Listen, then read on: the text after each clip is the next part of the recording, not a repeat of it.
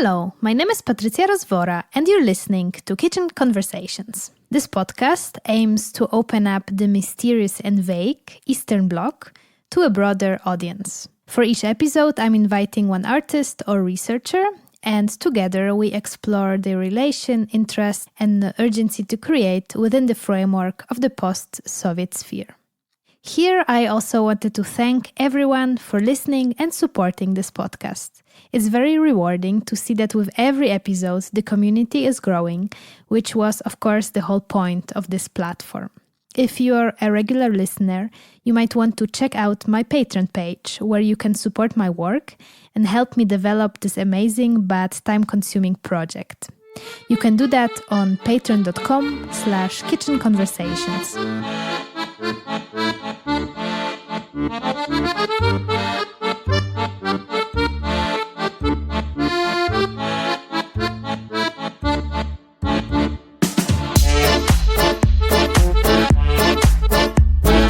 For the last conversation of this year, in collaboration with Contemporary LYNX magazine, I got invited to conduct an episode about the exhibition Young Poland, an arts and crafts movement, 1890 to 1918, currently on show at the William Morris Gallery in London.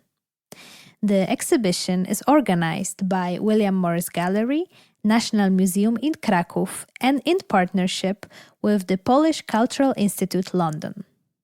The Young Poland movement, or the Młoda Polska movement, emerged in the 1890s in response to Poland's non-existence for almost a century. From the end of the 18th century, Poland underwent successive partitions, dividing the country between Russia, Austria, and Prussia, resulting in the country's disappearing from the map of Europe for 123 years. The style embraces the flourishing of applied arts and the revival of crafts, drawing inspirations from nature, history, peasant tradition, and craftsmanship to convey patriotic values. The project is run by three curators, Julia Griffin, Andrzej Szczerski, and Roisin Inglesby, in collaboration with the overall project manager, Kamila Hyska. Please welcome one of the Young Poland project curators, Julia Griffin, who will shortly introduce herself, tell us more about the arts movement, its political backgrounds, and the exhibition itself.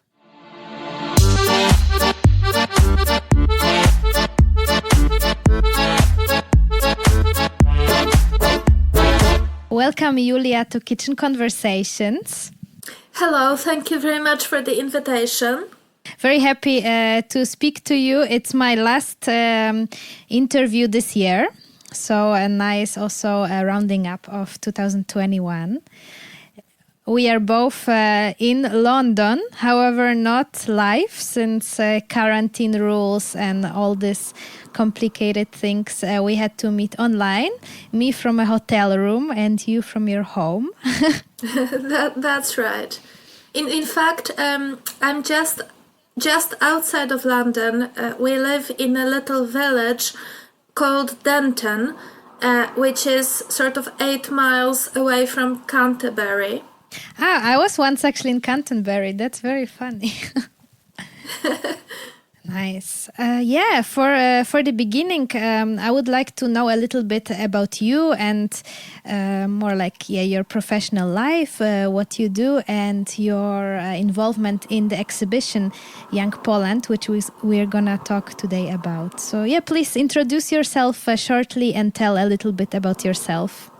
My name is Julia Griffin, and I'm a Young Poland project curator at the William Morris Gallery in Walthamstow in London. Since July 2019, I've been working on an international research project, Young Poland, the Polish arts and crafts movement, with my two co-curators, Professor Andrzej Szczerski, director of the National Museum in Kraków in Poland, and Roisin Inglesby, curator of the William Morris Gallery. And it's a partnership project run between the William Morris Gallery, the National Museum in Kraków, and the Polish Cultural Institute in London. as part of the project, we have done the first book and the first exhibition in any country and in any language, showing the Young Poland movement as part of the international arts and crafts movement, and focusing on the applied arts, crafts and architecture of Young Poland. And in terms of my background, I come from Poland. When I was a teenager, I developed a passion for the pre-Raphaelites. I was lucky enough to study art history in London at the Courtauld Institute of Art, with a specialism in Victorian art and design, and I'm just completing a PhD on Dante Gabriel Rossetti and William Morris. Oh, wow, great.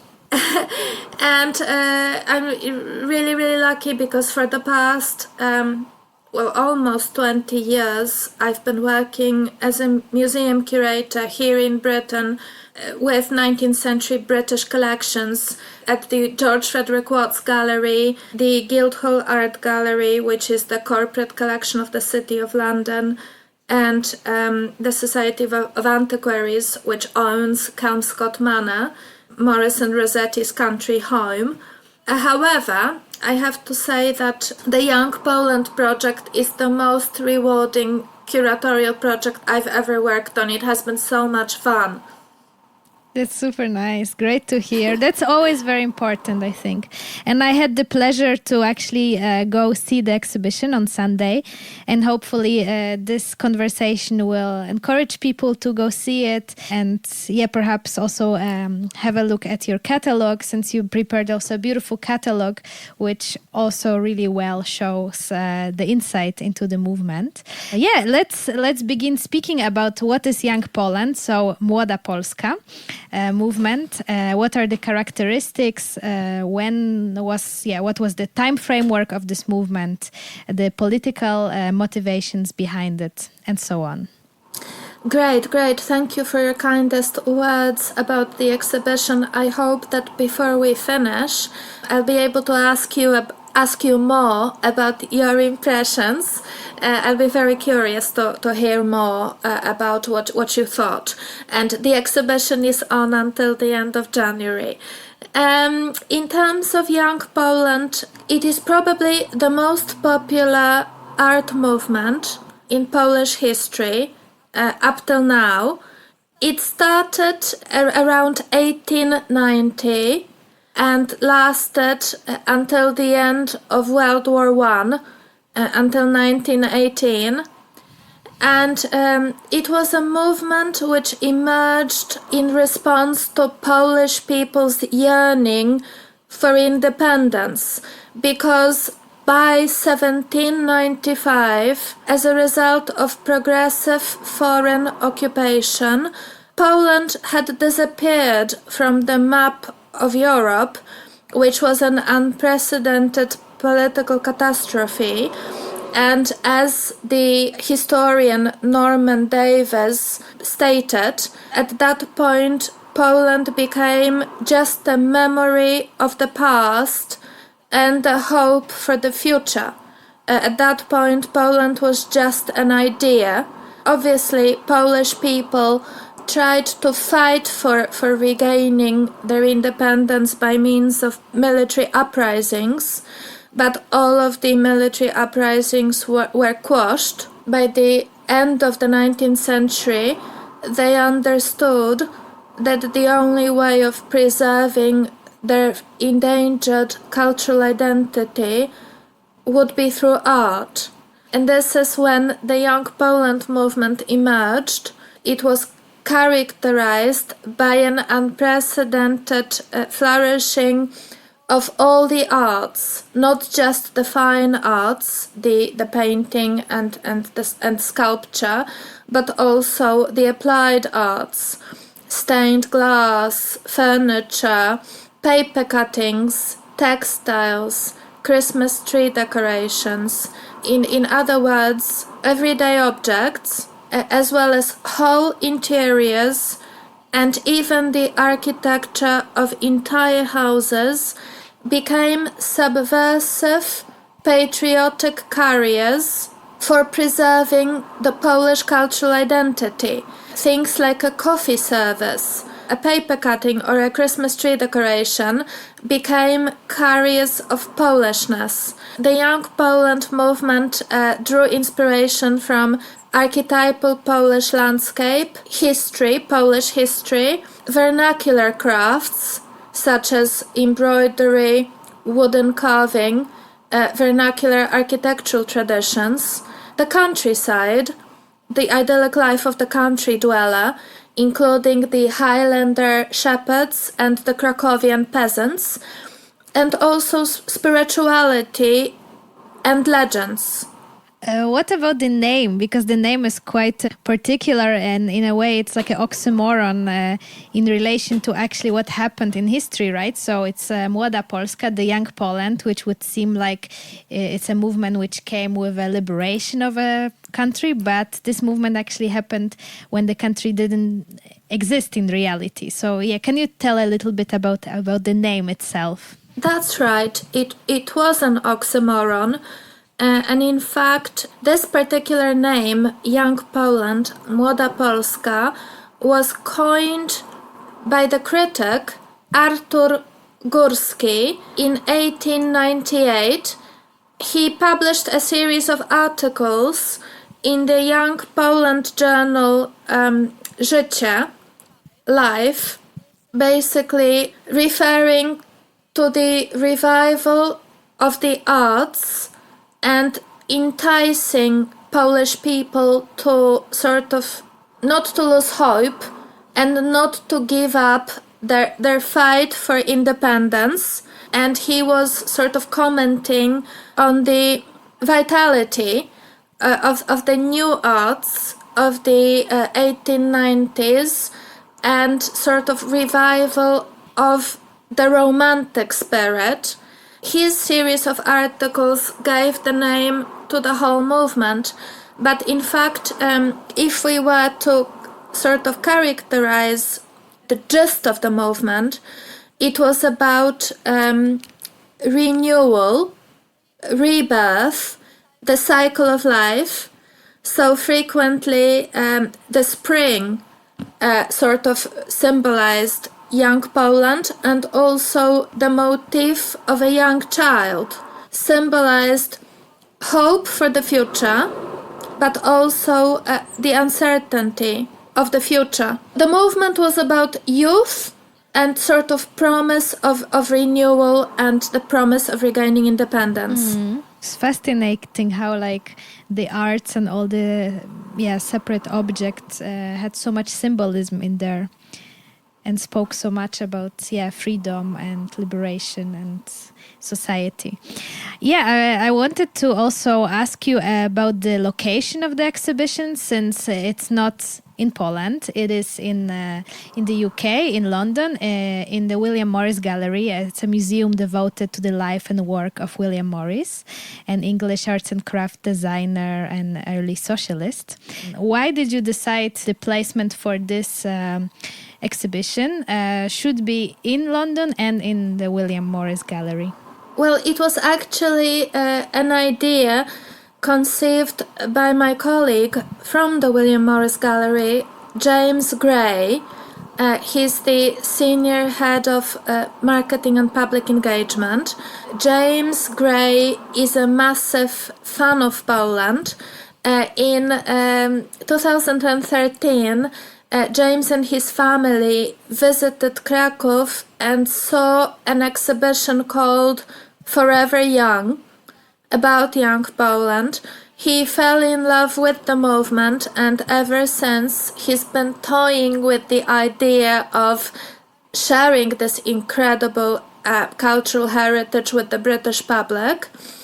In 2019, James came up with the idea of a series of lectures about William Morris's international impact throughout Europe, and he kindly invited me to speak about young Poland. I gladly took up the challenge.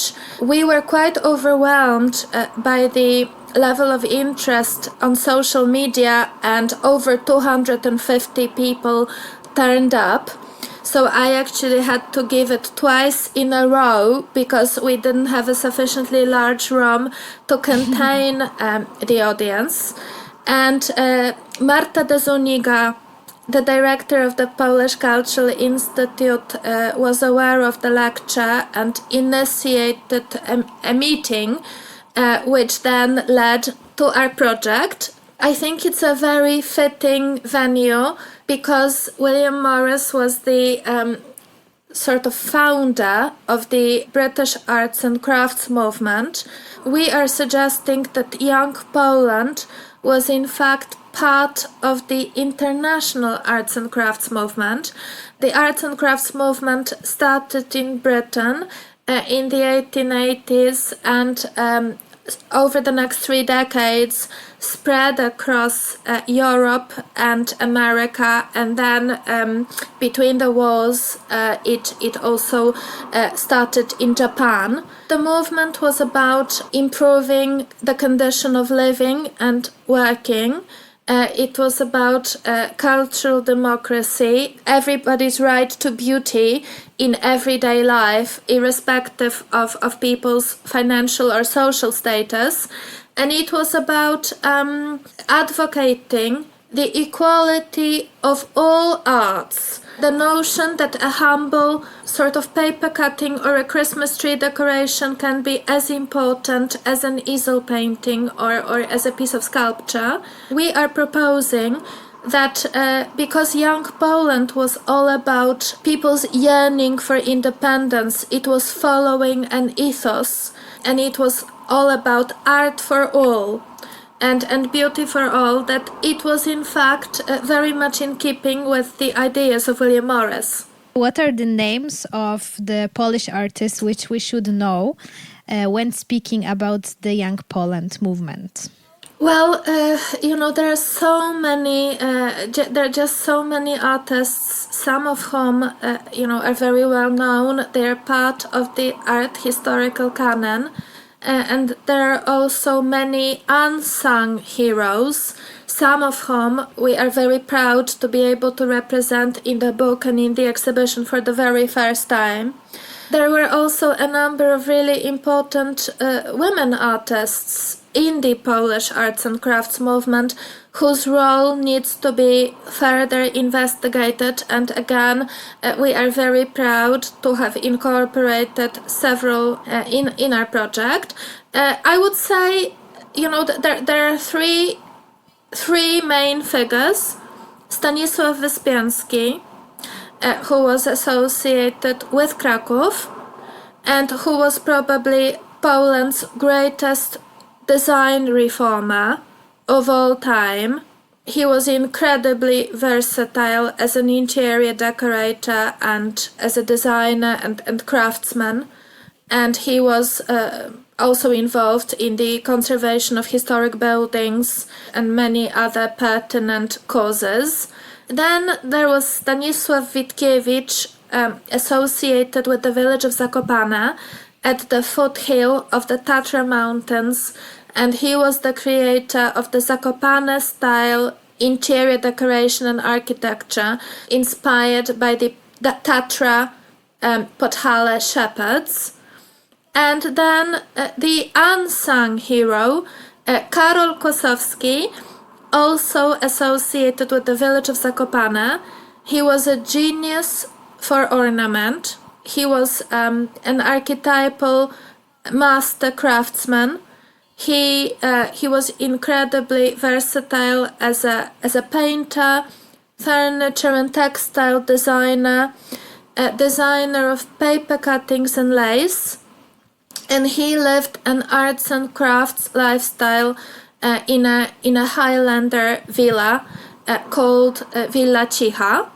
In terms of the women artists, we are very excited to sort of illuminate the pictorial output of Maria Pawlikowska-Jasnorzewska, up till now known mainly for her poetry, but in fact she came from the prominent family of Polish painters Juliusz and Wojciech Kossak, and she herself was a very talented illustrator who exhibited at the Krakow Society of the Friends of Fine Arts, also in Warsaw and in Zakopane.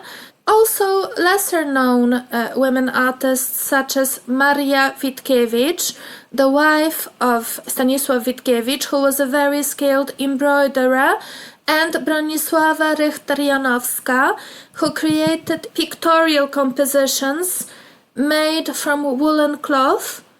They were appliques showing archetypal Polish landscape and manor houses. Incredible artist who deserves greater recognition as well. I wanted to come back to the first woman you mentioned, Maria Pawlikowska-Jasnorzewska. Since when I was in the exhibition, I read somewhere that she also started a radio show. That's right. Maria Pawlikowska-Jasnorzewska, she also wrote radio plays.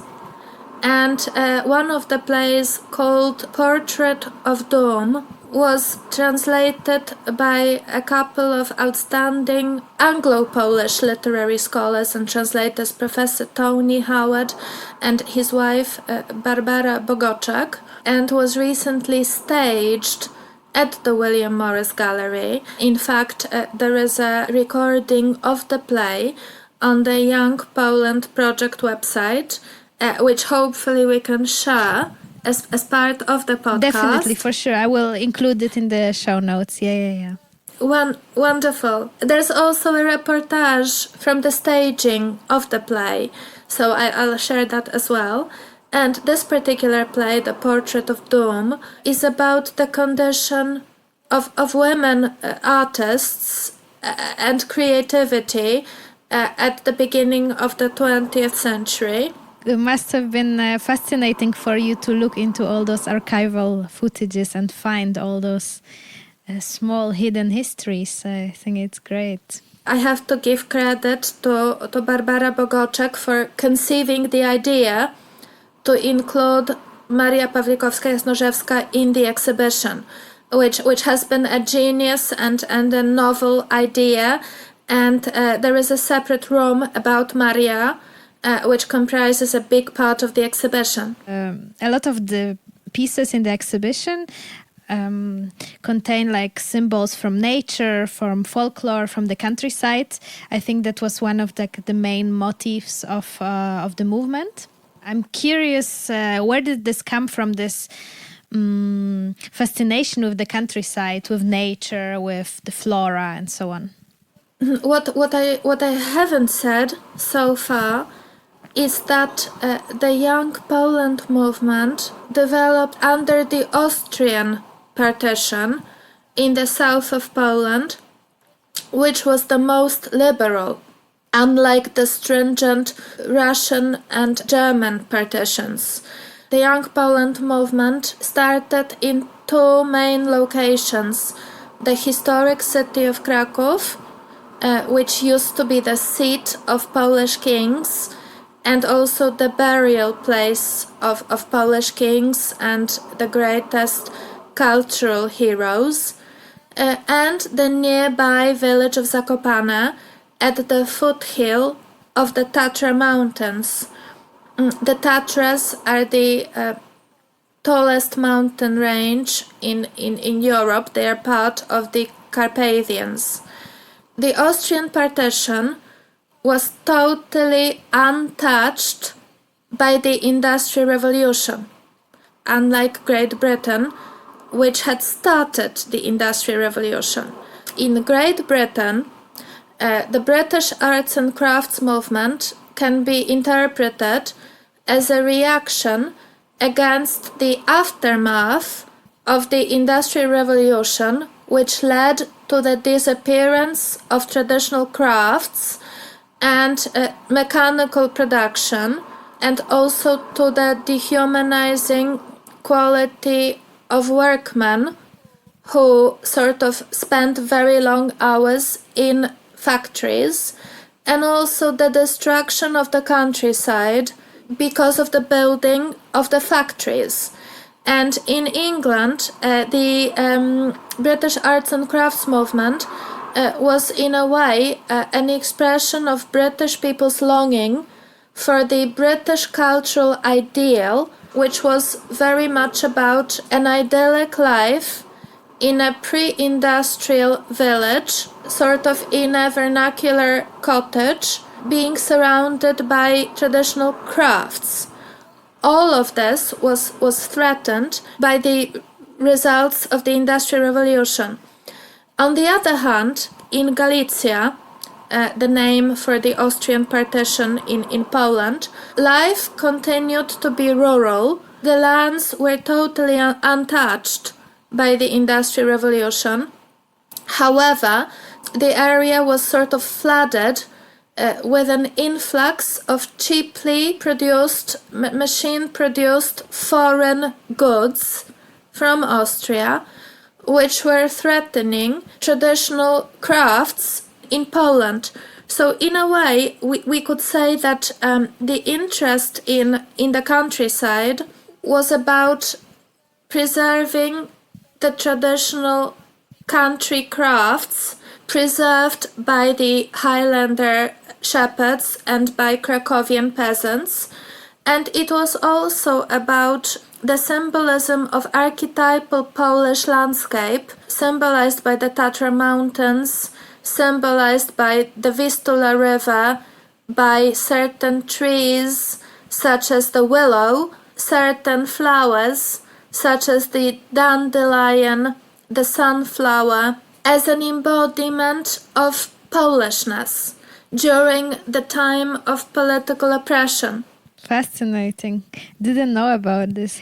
For me, also very, very nice moment to learn about my own history. There is so many objects you're showing in the exhibition. There is, as you said, paintings, tapestry, embroidery, architectural pieces. Do you know the number of objects you're showing? We're showing about 150 objects from about 30 institutional and private lenders. And we're very lucky because the William Morris Gallery has devoted 5 exhibition spaces to the exhibition. So we've been lucky enough to work with quite versatile exhibition spaces. Yeah, I also really enjoyed kind of walking from one room to the other, since the whole museum the gallery is, it's also the architecture itself is quite beautiful and fascinating. So it was nice to kind of go through the corridors and the stairs and enter these very different exhibition rooms. I think it worked really well, as I told you before, the content with the space itself. Thank you. And in fact, my co-curator, Professor Andrzej Szczerski, thinks that the Young Poland objects work much better when displayed in smaller rooms, because in fact they were intended for domestic use. So we think that they look more natural in the domestic spaces of the William Morris Gallery rather than in big, sort of purpose-built exhibition spaces. I'm really glad that you liked the setup there. How was the art shown during the time of the Young Poland? Because you said it was intended for domestic spaces. However, I saw some exhibition posters in the exhibition, so I think there was also like shows organized during that time. But can you tell a little bit about this domestic aspect? During the Young Poland period, there was an unprecedented interest in designing the applied arts. Things like coffee services, tea services, tableware, domestic furniture, kilims, light fittings, any aspect of the interior decoration of domestic interiors. What is your favorite piece of the exhibition? So it would be very, very hard. For me, it would be really, really hard to pin down one piece. But I've got four favorite groups of objects. The Christmas tree decorations by Zdzisław Gadliczka, recreated by Dr. Anna Myczkowska-Szczerska, which are the epitome of young Poland's belief in cultural democracy, in everyone's right to beauty, and they are also the epitome of objects, everyday objects, being subversive, patriotic carriers of Polishness at a time of political oppression. They are also a unique set of arts and crafts Christmas tree decorations in Europe, because as a point of interest, there are no surviving British arts and crafts Christmas tree decorations. So the Kraków Workshops decorations are really, really special, and they are actually made from everyday, easily accessible materials: paper and card, haricot beans used for the eyes, also wire with hardly any glue, and the three-dimensional shapes have been created from two-dimensional templates by means of scoring, bending, and creating strategic cuts. They look very sculptural, and in fact many people compare them to origami. Exactly, yeah. And there is a very coherent rationale behind the characters. They represent the chief characters associated with the celebration of Christmas. Saint Nicholas, who was the precursor of Santa Claus, several animals from the nativity scene manger, so the horse and the bull, and also fish as a symbol of Christianity and also as a Christmas Eve dish in Catholic countries. There is also the ship, which can be interpreted as sort of a symbol of faith. So really, really complex but coherent symbolism. There's also the devil with gold teeth, who can be interpreted as the key to understanding Christmas, that Christmas is in fact about the existence of evil in the world. Then the second group of objects, which I think is really, really special, are the paper cuttings by Karol Kosowski. They look like mandalas. His vision and his genius for ornament and his genius for color are also timeless. He has created these little compositions by means of folding paper and with just a pair of scissors and using chisels. And he represents a fairy tale world of sort of wood grouse, grasshoppers, hairy crawling caterpillars, squirrels, and he has been able to abstract all of the creatures but without losing their distinctive character. And he combines very bold colors with very subdued colors. Those things are just perfect in formal terms and a great source of joy. Also, Karol Kosowski's door to his studio, showing the motif of a spider weaving its web, which can be interpreted as a metaphor of handiwork, the celebration of sort of manual work, and also an autobiographical comment on Kosowski's own status as a master craftsman and on Kosowski's own practice as a paper cutter and as a lace maker, because the shape of the spider's web and sort of the meticulous workmanship of the spider's web can be compared to lace or to paper cutting. And then the final group of objects would have to be Stanisław Wyspiański's floral designs for the Franciscan Church, showing repeating patterns of roses, pansies, nasturtiums on a gigantic trellis, not unlike William Morris's wallpaper patterns. One of the pieces, the design for pansies, hasn't been on display for 90 years, and we've been able to borrow it from Bank PKO SA, from their corporate collection, which is really incredible. It's also included in the book.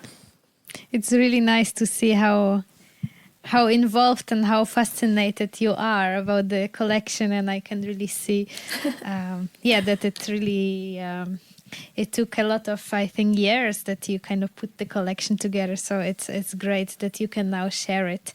I would like to know if we can see the collection after it's finished in January. Is there a plan for the exhibition to travel, or are you thinking to put it somewhere else, or what's the future for the Young Poland arts and craft movement?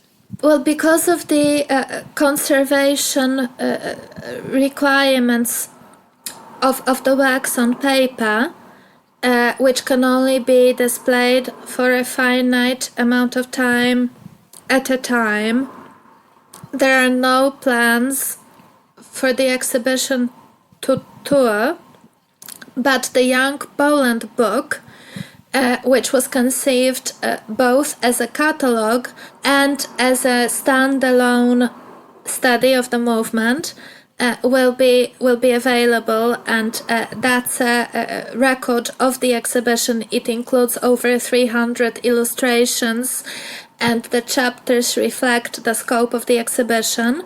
I'm also very, very excited because Professor Szczerski has invited me and Roisin Inglesby to do another project together, the three of us, Poland's first exhibition of William Morris, the Pre-Raphaelites, and the Arts and Crafts movement, to be shown at the National Museum in Kraków in October next year.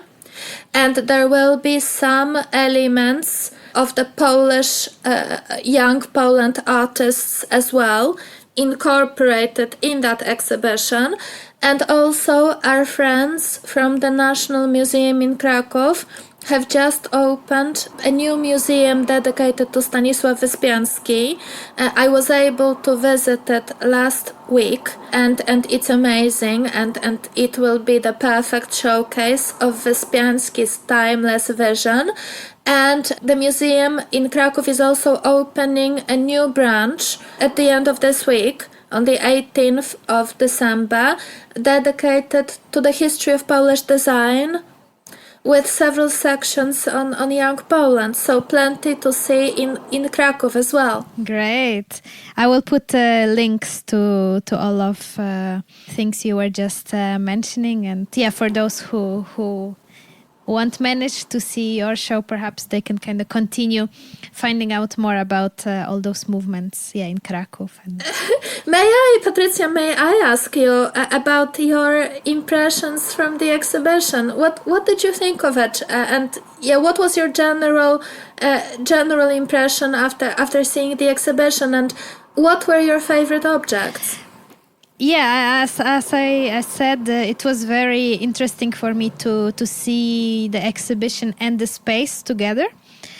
I really enjoyed how you set up the separate rooms. Also, the moment when you enter the staircase and there is this model of a house. The house under the exactly, fence. Yeah. And I really enjoyed kind of the combination of those domestic objects, as you said, and the interior of William Morris Gallery. It was also an interesting experience for me to go so deep into Polish history, being in London and in a English-speaking country. It was quite nice for me that you got the space to explore such important movement for the Polish history in a different country. Always enjoy how you can kind of exhibit something so specifically culturally, but still see the links with other nations and other contexts. for the time being. So I thought this was really nice. And as I told you, one of the favorite objects was also the Christmas decorations. Also, since now there is, I feel here in London there is a lot of, in general, a lot of decoration, and I think you really like showing the Christmas mood. So this put me even more into the Christmas mood, and I spend a lot of time in this room looking at these objects and how like meticulously they were made. And I very much enjoyed that.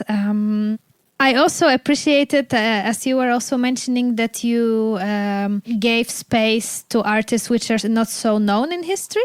So especially, of course, the female artists, which, because of our history are not so mentioned.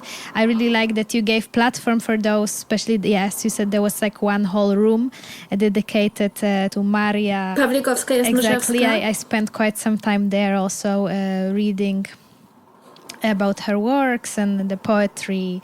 In general, it was also very nice for me to see arts and crafts object in the context of a gallery and art context, since we are used to seeing art more as something, more in the fine arts department. So I really enjoyed that this time, appreciated this arts and crafts, domestic object equally beautiful as, let's say, the paintings and the sculptures. I'm very, very happy that I managed to see it in reality. The catalog you made is also very beautiful. I think you get a totally also different insight into the specific objects in the catalog, and there's so much extra information there.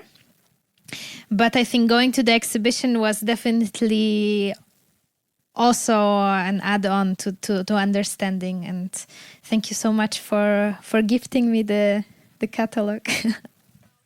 For me, it's also interesting to see a more historic exhibition. I work usually with contemporary art and artists, and I see a lot of contemporary works. But I also really, really enjoyed seeing or like delving into a more historic art movement, since I think everything which is historic can be also applied to the contemporary. And as you said, you explained a little bit where the urgency came to create within that times. I think we definitely could find those motivations in contemporary art as well. So that, I really, really enjoyed that aspect. And I hope the listeners of the podcast will also appreciate looking more into like a historic movement and historic works. Before we end, I would like to ask you, since this is my podcast is called Kitchen Conversations, and as a tradition, I always end up speaking about food and favorite food from home. And since we are getting very close to Christmas, maybe you would like to share with us your favorite Christmas dish. Well, it would have to be pierogi, which is traditional Polish dumplings with a number of fillings, including the so-called Russian pierogi, with a filling made from boiled potatoes and cottage cheese with a little bit of onion and garlic, and also a pierogi with sauerkraut and cumin and mushrooms. Let's put it like this. I love pierogi so much that if it wasn't for health considerations, I could eat them for breakfast, lunch and supper every day. The other dish which I really love is Borsch, the beetroot soup. It's another sort of favorite. Borsch is far healthier than pierogi. Beetroots are supposed to be one of the superfoods. Great. So, I think we will round up here. Julia, thank you very much for your expertise. It's very enjoyable for me to speak with someone who knows so much about a particular thing. And you're a great speaker, and I think you really explained a lot of important and interesting facts about the movement, about the exhibition, about your work. So thank you so much. And the episode will be out already next week, which is great. So people will still be able to listen and then perhaps also see the show. Thanks so much, Patrycja. It has been so much fun speaking with you. Thank you.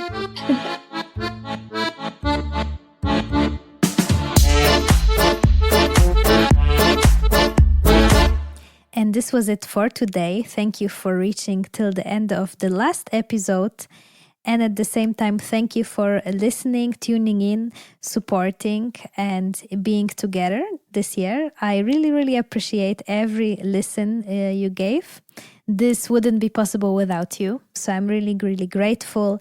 I think this year was great for me. The podcast really developed. I really connected to a lot of people. It's growing. And I'm hoping for big things next year. Have a great Christmas if you celebrate it. Otherwise, enjoy the last days of the old year and step well into the new one. I see you then.